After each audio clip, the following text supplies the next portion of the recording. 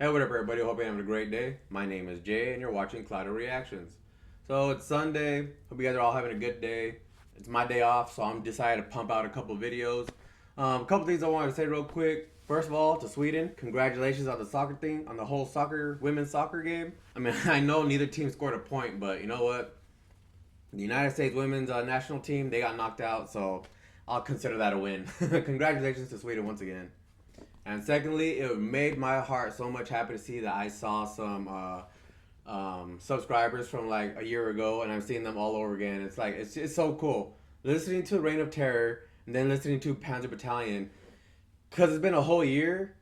I haven't really listened to Sabaton a whole lot. It kind of made me feel like I rediscovered them, and it was just epic. And then seeing my subscribers, people commenting in the videos, the same ones from a whole year ago, just a blast from the past, kind of reinvigorated me. So I'm excited to be here, and I'm glad you guys are still here with me. You know, the few of you that did remain, I appreciate it. I really do appreciate you guys. All right, so from the beginning of the video, I can already see Par and Indy. Man, I haven't seen Par in a long time. He's such a cool guy. I don't even know. I remember him being such a cool guy. He just has a calm demeanor about him. Like, he's just peaceful. 24/7 peaceful. I can't see him being angry. Anyways, allow me to shut up now so we can all enjoy this, the history behind the video. Let's just hop right on in. I'm Indy Nidell. And I'm Pat from Sabaton. And this is Sabaton History.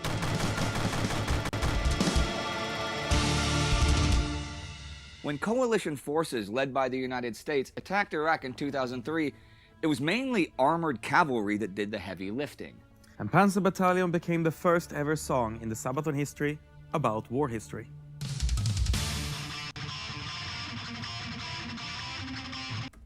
Isn't this like the fourth, or this is the third track?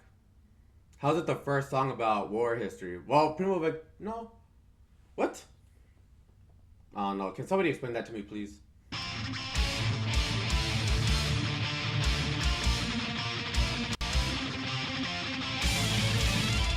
September 11th, 2001 changed the way the United States perceived its role in the world. The end of the Cold War had brought an illusion of lasting peace and security over the West, an illusion that was shattered as civilian planes were turned into weapons. On September 20th, U.S. President George W. Bush addressed the American nation, emphasizing that the new war... I still remember the footage of them telling President Bush what had happened as he was like in a classroom reading to children. And they just went up to him, talked to him real quick, told him what happened, walked away, and he's just standing there like, you know, like, damn, to be a president, that's a lot of pressure. War on terror would begin with those behind the attack, the terrorist groups of Al-Qaeda.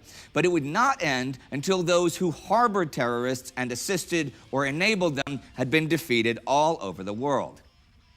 The Bush Doctrine transformed the national military strategy from limited peacekeeping missions to full-on war with boots on the ground on foreign soil. The war in Afghanistan that began in October ended in the complete defeat of the conventional Taliban militia in a short time.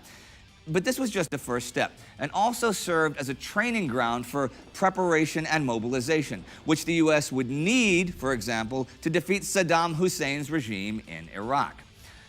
Since the Gulf War in the early 1990s, the U.S. military presence safeguarded Kuwait against Iraqi aggression. But by March 2003, it would be the jumping-off point for a full invasion.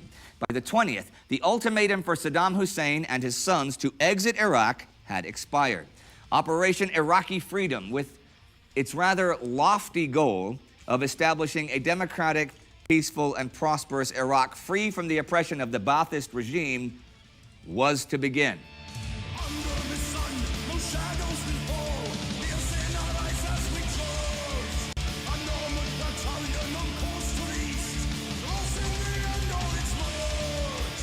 On the 20th, U.S. forces, supported by a coalition contingent from Australia, Great Britain, and Poland, advanced. The ultimate objective... Look at that coalition right there. Contingent from Australia, Great Britain, and Poland advanced. I didn't know Poland would help. That's crazy. Huh. Advanced. The ultimate objective was Baghdad. Surprise attacks by Tomahawk missiles to kill Saddam and his high command had failed in the nights before. But this was all just the beginning of a new age of warfare. The classic industrial age had been overturned by the new age of information-based warfare. Battlefields were observed through digital links, and units and missiles were guided by global positioning systems, GPS. This was all something new. First blood was drawn at the Talil Air Base and An Nasiriyah, close to the Euphrates River. Would the Iraqi forces sell themselves dearly with determined and disciplined resistance, or would they surrender and run in the face of overwhelming opposition? Well, Iraqi high command was very much aware that they would stand no chance straight up against American tanks in the open desert. Instead, they had planned for a wide defense in depth with dispersed strongpoints all over the Green Line, which ran straight through the country. The most effective Iraqi defenses were placed along the highways and in the Tigris-Euphrates Valley, which the coalition forces would have to use to advance quickly. Most Iraqi soldiers stood by their colors initially, engaging the invaders with the weapons available to them. But there was only so much they could do with ancient T-62 tanks against modern A-10 Warthogs and bunker-busting battle tanks. And with a minimal air force, they suffered terrible losses the night of shock and awe, March 22nd. The full might of the coalition air force descended on Iraq's command centers, air defense systems, and missile and artillery batteries. All throughout the country, explosions flared from the cruise missiles fired by the warships in the Persian Gulf. The immediate Iraqi response was to fire theater ballistic missiles and surface-to-surface missiles towards the invading force and into Kuwait. However, the air defense net of Patriot batteries from Kuwait to Saudi Arabia and Turkey was worth the money and blew 100% of those missiles straight out of the air before they could do any harm. The coalition was worried, though, about a chemical attack. You may remember, one major reason why the U.S. had attacked Iraq was the belief that Iraq possessed weapons of mass destruction. And now, as the regime was on the verge... Okay, are we going to start talking about it now? Uh-oh. Or at least the other side of the coin, you know, what other people think. Let's find out. Of those missiles straight out of the air before they could do any harm. The coalition was worried, though, about a chemical attack. You may remember, one major reason why the U.S. had attacked Iraq was the belief that Iraq possessed weapons of mass destruction. And now, as the regime was on the verge of collapse, it would surely use them, right? The second wild card was the host of irregular forces. The Ba'ath Party militia, and especially the fanatical Saddam Fedayeen, Saddam's martyrs, may have been only poorly trained and mostly equipped with Kalashnikovs and rocket-propelled grenades, but their fanaticism was cause for concern. American soldiers soon began complaining that they could not separate the guerrilla fighters from the civilians since they wore no uniforms. The guerrillas had stashed munitions around the big cities. That's what makes it so difficult, too. I know that's another trait from, I think, the Vietnam War. The guerrilla warfare, man. You couldn't tell who was who. And it's jungle, too. It made it even worse. Am I getting that wrong? God, I hope I got that right. Since they wore no uniforms, the guerrillas had stashed munitions around the big cities, in schools and in mosques, hoping to draw the attackers into the teeth of a popular army. Others, like the Al-Qud militia, the youth organization Lions of Saddam, and non-Iraqi volunteers, would be equally dangerous in their fanaticism, if not in their military value. They wore no uniforms either, and they hid in hospitals and schools, communicating via low-power radios and simple cell phones. On March 23rd, Iraq's defense stiffened. The regular army was fortifying strongpoints all over the country, while irregulars were gathering in the city streets, or they attacked the long lines of coalition supply columns. Task Force Tarawa lost 18 men trapped in an open engagement, while the 507th Maintenance Company ran into a hail of fire with 11 killed and 16 captured. Now, I have to say that the story of the Iraq War is still brought to us from a Western perspective. A full and cohesive Iraqi perspective is, to my knowledge, still lacking. But it is easy to say here that the Iraqi casualties were disproportionately higher during the invasion.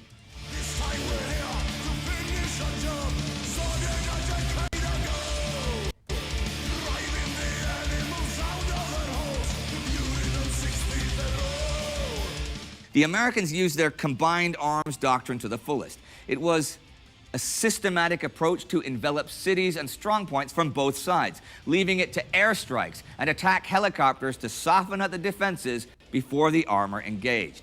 Hunter-killer teams of Bradley and M1 tanks, outfitted with superior fire control and night and thermal vision, fired deadly combinations of sabot and heat shells into enemy armor. Hellfire missiles marked headquarters for F-15 pilots to take out, all while more mobile reconnaissance troops and Humvees continuously pushed on. Supported by informers within the city, often taxi drivers on mobile phones, special ops troops made surgical strikes against Ba'ath Party buildings. In the south, UK forces were isolating Basra, taking heavy fire from the irregular forces hiding inside the city. Kurdish Peshmerga forces were operating in the north, trying to draw Iraqi forces away, while special ops were securing key airfields, military facilities, and missile batteries. It became clear, though, that all along the Green Line, they were facing an army that was prepared to fight asymmetrically. Snipers and machine gunners lay in ambush. Mines and explosives were hidden along the roads. Rocket launchers were fired from civilian buildings.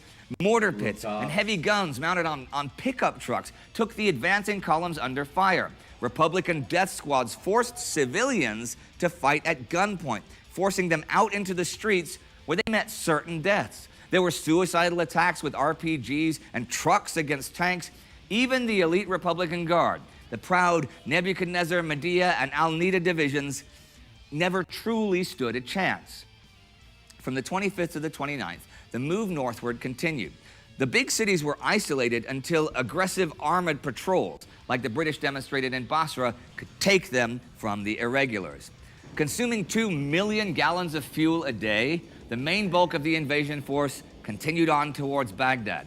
All in all, a distance comparable to that from the Normandy beaches to the bridges on the Rhine. They established a cordon around Baghdad and prepared for the assault. Again, American high command was unsure how this would play out. Would the civilians cooperate and cheer for the collapse of Saddam's regime? Or would their enemies fight to the last from house to house, intending to inflict as many casualties on the coalition as possible? What was Baghdad a trap or a hollow shell? There was only one way to find out.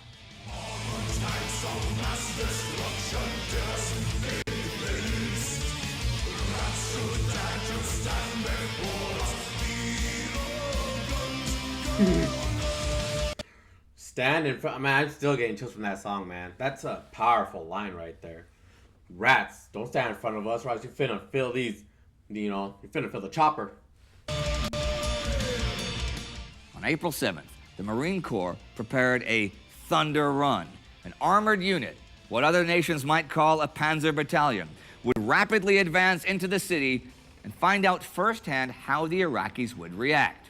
That day, all while Mohammed Saeed al-Sahaf, aka Baghdad Bob, the Iraqi information minister, was claiming that no American infidels would ever set foot inside Baghdad, the Marine Corps was heading into downtown.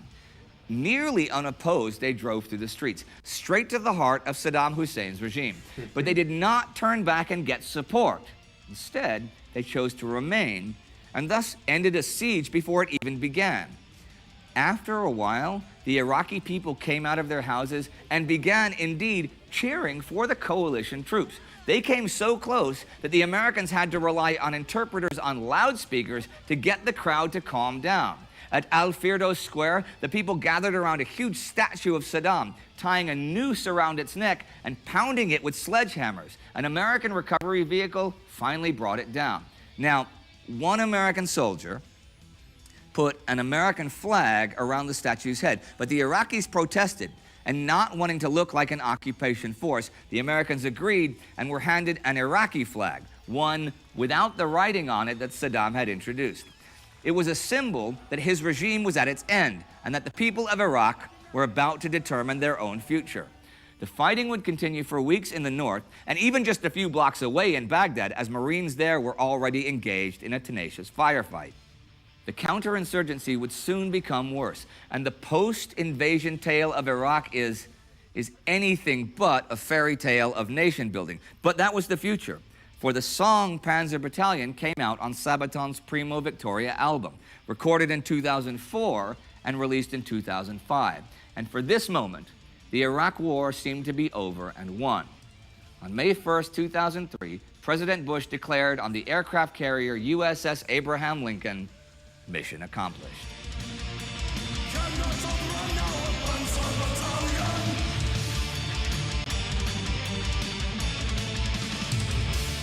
Now, that's really interesting because, you know, everybody who knows you associates you with military history of one way or another. So this is the very first one. Everything has a beginning and everything has an end. Okay, well, let's not talk about the last one, though. No. But how did it come around? I mean, how did you, you know, tell us the story. So first of all, I mean, Sabaton is not the first band in history that writes songs with a military topic about war. There has been plenty of them before us. It's a recording we did in 2003.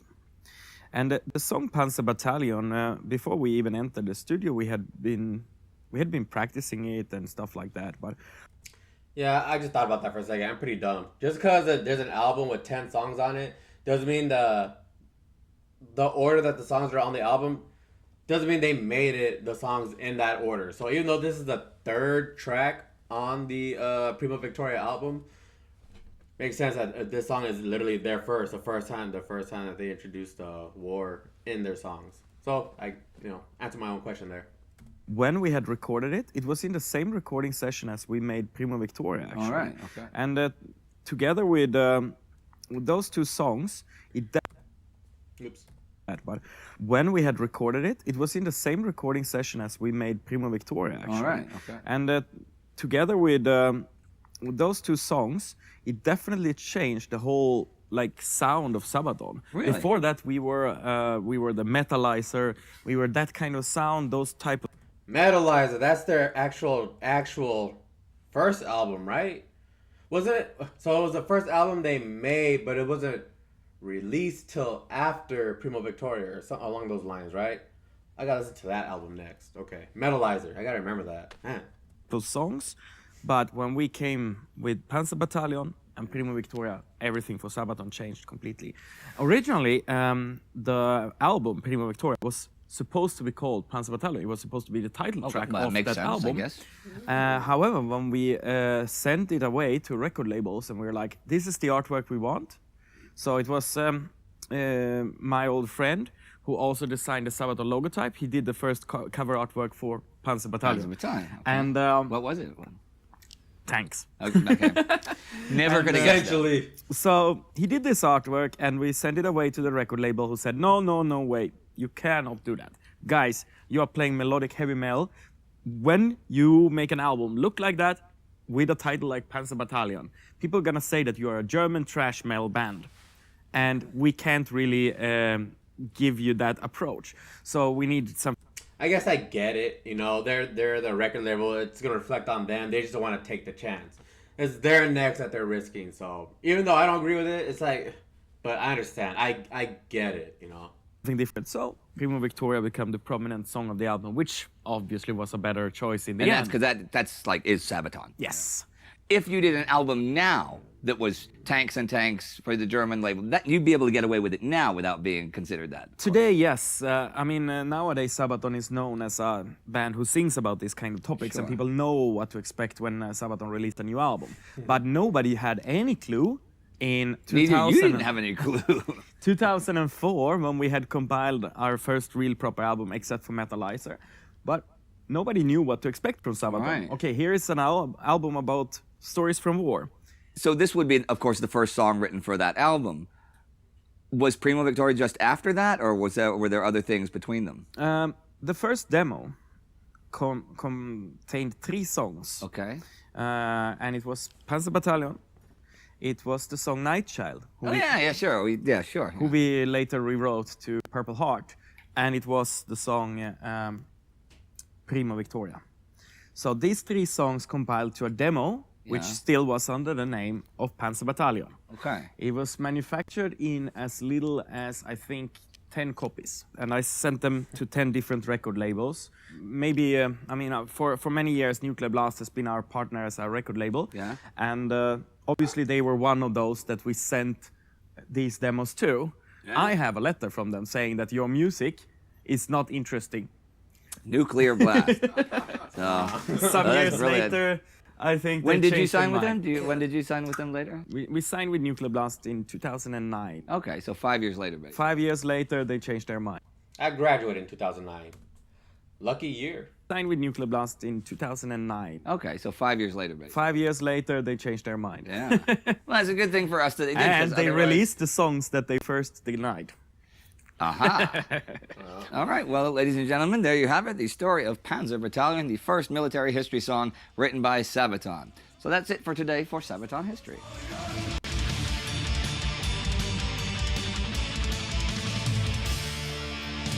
All right, everybody, thanks for watching, and you know the drill.